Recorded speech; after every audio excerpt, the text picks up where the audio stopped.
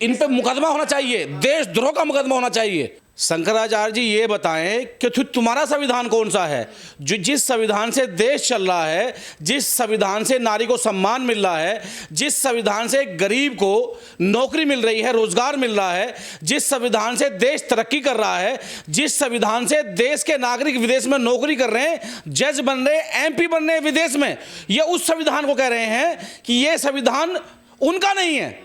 तो तुम्हारा जो संविधान है मनुस्मृति, जिसमें राम का नाम लेने से जीभ काट दी जाती हो, जिसमें ईश्वर का भजन सुनने से लोहा पिघलाकर कान में डाल दिया जाता हो, जिसमें शोषित पीड़ित वंचित ओबीसी समाज को, दलित समाज को पशु पालने की अनुमति ना हो, वो संविधान अच्छा है जो मनुस्मृति का है। तो मैं ऐसे शंकराचार्य को बिल्कुल नहीं मानता।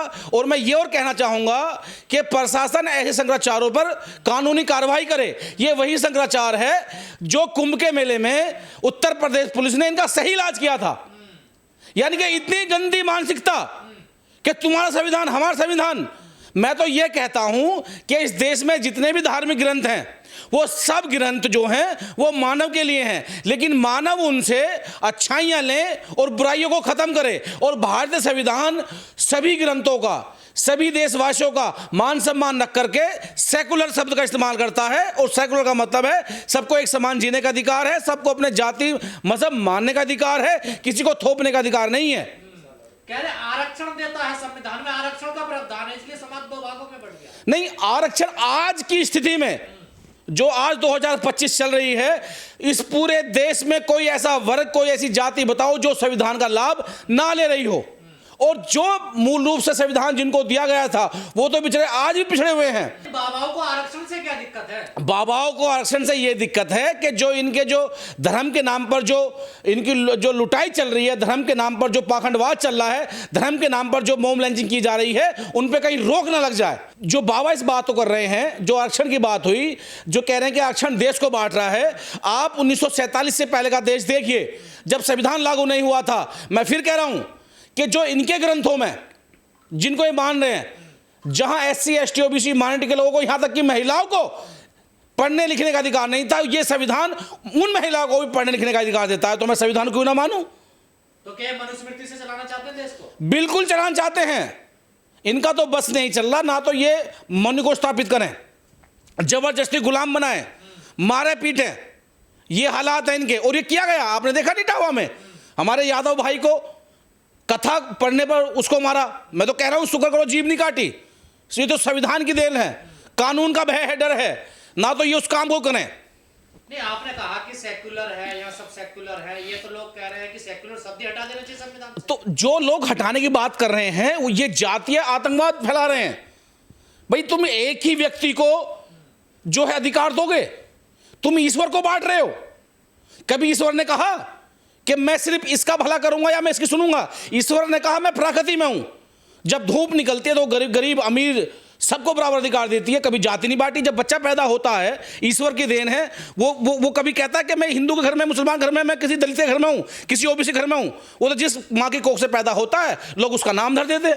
75 साल बाद भी लोगों की नफरत क्यों है?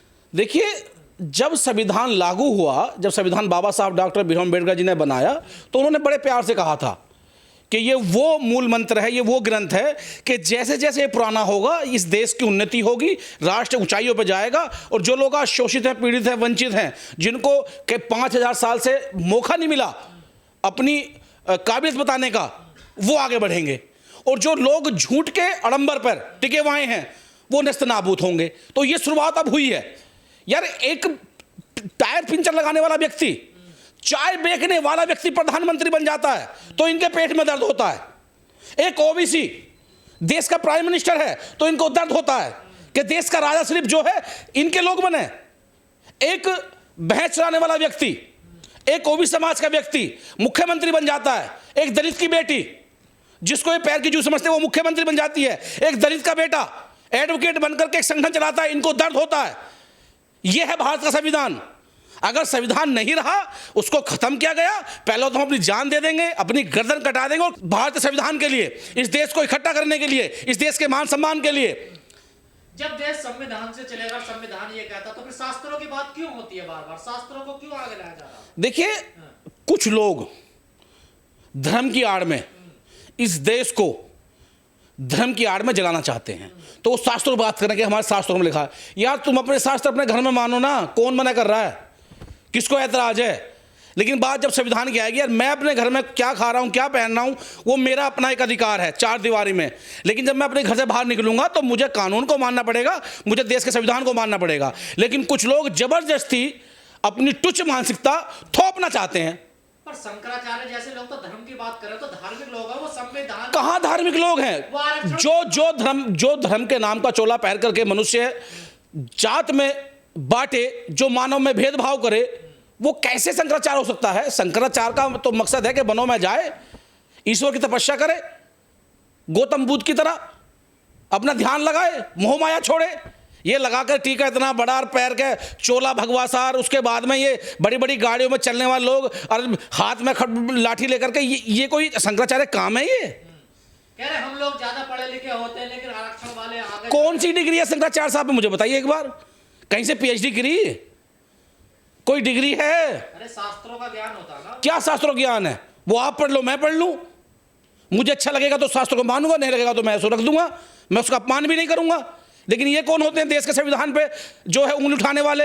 जिस देश के संविधान से हर एक गरीब के बच्चे को अधिकार मिलता हो, जिस संविधान से एक गरीब की बेटी राष्ट्रपति बन जाती हो, यहां तक कि जो आदिवासी बेटी, मैं फिर कह रहा हूं, गुजरात का एक व्यक्ति चाय बेचने वाला देश का प्रधानमंत्री बन जाता हो तो उनको दर्द होता है। तो क्या ये सबसे ज्यादा संविधान से डरते हैं? ये संविधान से डरते हैं और इसीलिए डरते हैं कि संविधान जो है कानून को सख्त करने का जो है एक मसौदा है कि भाई अगर कोई किसी का शोषण करेगा, अत्याचार करेगा, भेदभाव करेगा तो उस पर लगाम लगाई जाएगी। और कुछ लोग अब थोड़ा सा सत्ता का परिवर्तन हुआ है तो ये लोग चिल्ला रहे हैं, और तब के ने ये नहीं पता कि आज तो क्या इन्हें सत्ता का भी सहयोग है इन लोगों को, इन बाबा को? बिल्कुल है। अगर सत्ता का सहयोग ना होता तो ये लोग ऐसे चिल्ला के कह लेते, संविधान पे बात कर लेते। कोई भी स्टेट का जो सरकारी कर्मचारी होता है वो संविधान की पहली जो पन्ने पर जो उसकी जो प्रस्तावना लिखी गई है उनको पढ़ता है, और खास करके एमपी एमएलए मिनिस्टर जितने बनते हैं वो सब शपथ लेते हैं। ये शंकराचार्य कौन शपथ लेते हैं? चार चेले बैठाए, चिलम भरवाई और बन गए हम शंकराचार्य। इन पर तो लगाम लगानी चाहिए। प्रदेश के उत्तर प्रदेश के मुख्यमंत्री साहब को, प्रधानमंत्री जी को लगाम लगानी चाहिए कि तुम कह क्या रहे हो। वो तो खुलेआम टीवी पर बैठ के बोल रहे हैं, देखिए। इन पे मुकदमा होना चाहिए, देशद्रोह का मुकदमा होना चाहिए। और खास करके मेरा ओबीसी समाज के लोगों से हाथ जोड़ के निवेदन है कि भाई एससी तो लड़ रहा है, दलित तो लड़ रहा है लड़ाई, आपकी आवाज उठा रहा है। आप इस मूर्खता से बाहर निकल करके संविधान की बात करो। मैंने कितनी बार कहा है, आप पढ़ो डॉक्टर मनोहर लोहिया को, ललई यादव को पढ़ो, पेरियार को पढ़ो, बिरसा मुंडा को पढ़ो, नारायण गुरु को पढ़ो। ये सब आपके महापुरुष हैं, हमारे महापुरुष हैं। ज्योतिराव फूले को पढ़ो, जब पता लगेगा कि हम कहाँ खड़े हैं। जब उनके नेता 2 दिन पहले अपमान होता, फिर जाकर आजमगढ़ में नया भवन बनाते हैं, उसका उद्घाटन फिर ब्राह्मणों से कराते हैं। देखिए तो अखिलेश यादव। देखिए, मैं अखिलेश यादव जी से कहूँगा, मैंने पहले भी कहा है, उन्होंने पीडे का नारा दिया है, मैं उनका सम्मान करता हूँ। अच्छे बढ़िया नेता हैं, लेकिन उनको एक तरफा बात करनी पड़ेगी।